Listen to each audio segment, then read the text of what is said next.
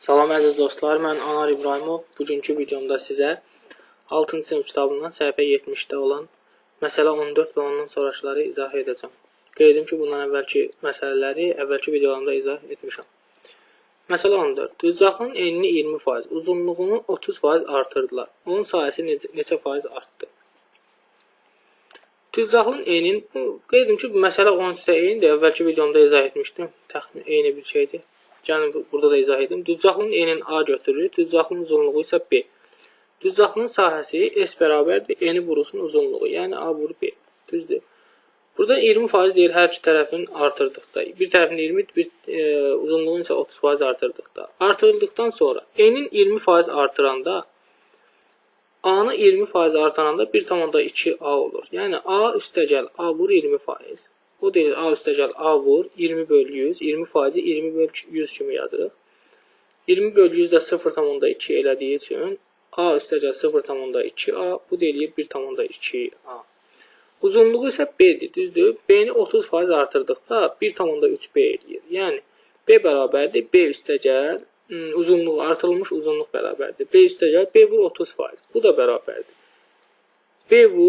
B üstəgəl B vur 30 bölü 100. 30 bölü 100 də 0,3 elədiyi üçün B-nin üstə 0,3B gələndə 1,3B eləyir. Artırılmış düzbucaqlının sahəsi biz N'in aldıq 1,2A, uzunluğunu aldıq 1,3B. Bunu bir-birinə vururuq. 1,2A vur 1,3B. Bu deyilir 1,56AB.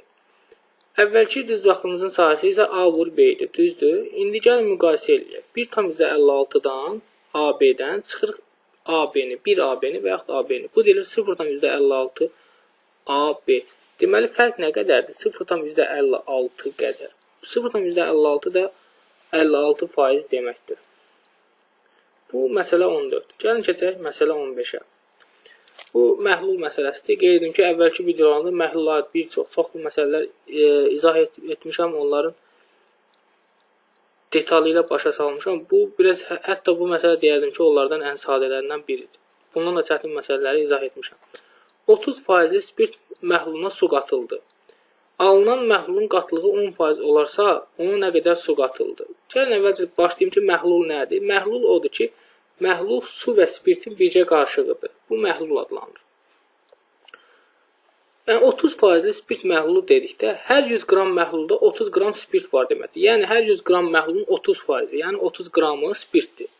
Onun da üzərinə su qatıldıqda, sonra 10%li məhlul olarsa, deməli hər 100 qram məhlulumuzda 10 qram spirt olacaq. Yəni 10%. Düzdür? İndi gəlin əvvəlcə tapaq. 30%li spirt məhlulunda neçə qram spirt var? 100 qram məhlulda spirt və suyun qarışığında 30 qram təkcə spirt varsa, yəni 30%. X qram məhlulumuzda isə 10 qram spirt var. Düzdür? Buradan da tapırıq ki, X bərabərdir 100 vur 10 böl 30. Bu deyir 3-də 100, yəni 33,3 qram məhlul. Deməli, məhlulumuza 33,3 qram məhlul qatılır ki, olsun 30%li spirtimiz, olsun 10%li spirt. Yəni, hər 100 qramında 30 qram spirt idi, dəyişib olsun hər 100 qramında 10 qram spirt. Bu məsələ 15. Gəlin məsələ 16-ya baxaq. Məsələ 16. Bu məsələnin izahı biraz uzundur. Növbəti videomda mən bunu izah edəcəm. Hələlik.